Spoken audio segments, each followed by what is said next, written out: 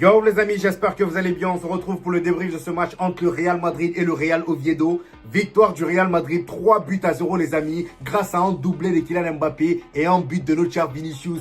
Vinicius qui était complètement énervé aujourd'hui. Ah oui, on a touché à sa place, le gars s'est réveillé d'un coup comme par hasard. Ça fait maintenant plus d'une saison que Vinicius, le frérot, on n'arrivait plus à le retrouver. On n'arrivait plus à retrouver le Vinicius qui passait son temps à râler sur le terrain et en même temps il faisait du sale à l'adversaire. Et ben aujourd'hui les amis, Xabi Alonso a trouvé la solution. Il a tout simplement mis au banc pour mettre Rodrigo à sa place. Parce que oui les amis, comme vous avez pu l'entendre il y a quelques jours les amis, Rodrigo a annoncé au club, il a annoncé à Xabi Alonso qu'il voulait être utilisé comme étant un ailier gauche. Voilà, il voulait jouer à son poste. Donc les histoires de dépannage, jouer en tant qu'ailier droit là c'est terminé. Voilà, le gars il veut plus ça. Il arrive à un certain âge où il doit prendre sa carrière en main. Moi je trouve qu'il a beaucoup trop dépanné le Real Madrid. Depuis qu'il arrive au Real Madrid c'est pareil. Voilà, le gars il joue toujours ailier droit alors qu'on sait très bien qu'il a à peu près le même potentiel que Vinicius en tant qu'ailier gauche, voire même meilleur que lui à son meilleur niveau. Ça on le savait. Et ben aujourd'hui les amis, ce match face au Real Oviedo était le meilleur moment pour le tester en tant que titulaire et Vinicius en tant que remplaçant. Étant donné que le Real Oviedo on le sait, hein, voilà, c'est une petite équipe qui vient de monter en Liga. Petite équipe qui nous a posé des problèmes aujourd'hui. En parlant du Real Oviedo les amis, dites-vous que ces gens-là c'est nos petits frères. C'est pas pour rien qu'ils ont le même nom de famille que nous, Real. Dites-vous qu'aujourd'hui lorsque le bus du Real Madrid est arrivé au stade, les supporters du Real Oviedo étaient là pour ovationner les joueurs du Real Madrid. Vous allez me demander pourquoi?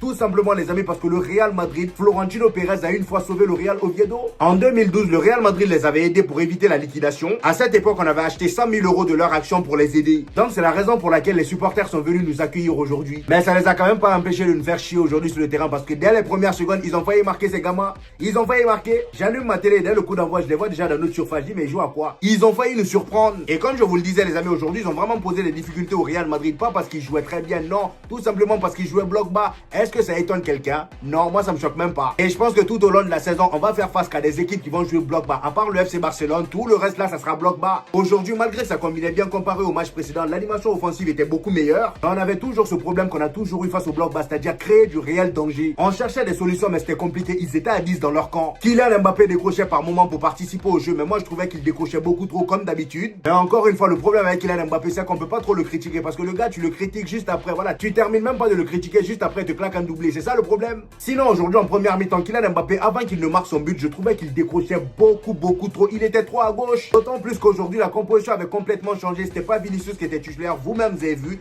Xabi Alonso a décidé de faire beaucoup de changements aujourd'hui, étant donné que c'était Real Oviedo en face. Déjà en défense, c'était pas Militao qui était titulaire, c'était Rudiger qui était à côté de Dinhusen. Rudiger qui aujourd'hui vraiment a été solide sur ses appuis. Parce que oui, moi c'était ça ma crainte. Rudiger, on sait très bien que quand il a envie d'être bon, il est bon. Mais quand il commence à devenir débile comme il aime si bien le faire là, c'est compliqué. Donc aujourd'hui là vraiment, il s'est bien retenu. Il a joué comme il fallait. La défense vraiment, on n'a pas été si inquiété que ça. Et l'autre changement, les amis, c'était sur le côté latéral droit. À la place de Trent Alexander-Arnold, c'était Carvajal. Carvajal qui j'ai trouvé très moyen aujourd'hui. Voilà, j'ai trouvé qu'il n'apportait pas grand chose dans le match. En première mi-temps même, je le voyais pas tant que ça. C'était surtout Carreras que je trouvais très actif sur son côté. Le gars, il combinait très bien avec Dinhusen et surtout avec Rodrigo et Kylian Mbappé. Parce qu'en fait, étant donné que le bloc d'Oviedo était très bas, les trois formaient un trio sur le côté gauche. Ça combinait très bien. Ensuite, ça partait au milieu. Et pour terminer, la grosse surprise du jour, les amis, c'était en attaque. À la place de Brahim Diaz, on avait Franco Mastantuono. Et à gauche, Vinicius était remplaçant. Voilà. Vinicius était remplaçant et Rodrigo était titulaire enfin. Rodrigo sorti, il y a eu énormément de polémiques après le premier match face à Osasuna. Lors du premier match, le fait qu'il n'ait même pas joué une seule minute avait fait beaucoup parler. Là, aujourd'hui, Xabi Alonso a décidé de le mettre titulaire et mettre Vinicius au banc un peu. Étant donné qu'en plus de ça, Vinicius ces derniers temps, il est pas si fou que ça. Et ce choix de Xabi Alonso là, vraiment, j'ai trouvé que c'était du génie. C'était la meilleure chose à faire parce que Vinicius, j'ai eu l'impression que ça allait toucher son ego. Même si sur le banc, il n'avait pas l'air si vexé que ça. Je le voyais en train de discuter avec Militao, ça rigolait. Rodrigo à sa place aujourd'hui, même s'il n'a pas marqué, je l'ai trouvé très intéressant. On savait déjà que voilà, Rodrigo et Kylian Mbappé, le duo fonctionne très bien. Aujourd'hui, il a fait ce qu'on demandait à Vinicius depuis un moment, c'est-à-dire presser et surtout fixer la défense lorsqu'il a le ballon. C'est ça le rôle principal d'un ailier. Lorsqu'il a le ballon, il faut qu'il crée du danger. C'est ça que Vinicius avait perdu ces derniers temps. À chaque fois quand il avait le ballon, c'était des passes en retrait. Il revient en arrière, il revient en arrière. Certes, il pressait, voilà, il y avait du pressing. Il venait aider la défense. Mais ce petit truc qu'on demande toujours à un ailier, il l'avait plus. Là, aujourd'hui, Rodrigo l'a fait, même si c'était pas non plus son meilleur match. Parce que oui, les amis, il a eu par moments de très belles occasions. En première mi-temps, je me rappelle même d'une action où il a pris le ballon pour percer la défense. Malheureusement, le tir à la fin a été contré. Et il y a même une autre occasion où il a tiré, le gardien a repoussé. Carvajal est venu juste derrière pour mettre le ballon dedans, mais malheureusement, il est arrivé en retard.